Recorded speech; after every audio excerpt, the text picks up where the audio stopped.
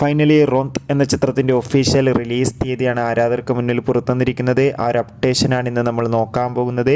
വീഡിയോയിൽ മുൻപ് video like ചെയ്യുക, ചാനൽ സബ്സ്ക്രൈബ് ചെയ്യാൻ വേണ്ടി ശ്രമിക്കുക. റോഷൻ മാത്യു നായകനെത്തിയ ചിത്രമായിരുന്നു റോത്ത്. ചിത്രത്തിന് അത്യാവശ്യം ഒരു വിജയം സ്വന്തമാക്കാൻ വേണ്ടി സാധിച്ചിട്ടുണ്ടായിരുന്നു. അതുകൊണ്ട് തന്നെ എല്ലാ സിനിമാ പ്രേമികളും ഒരേപോലെ റോത്ത് എന്ന ചിത്രത്തിൻ്റെ OTT റിലീസിനായി കാത്തിരിക്കുകയായിരുന്നു.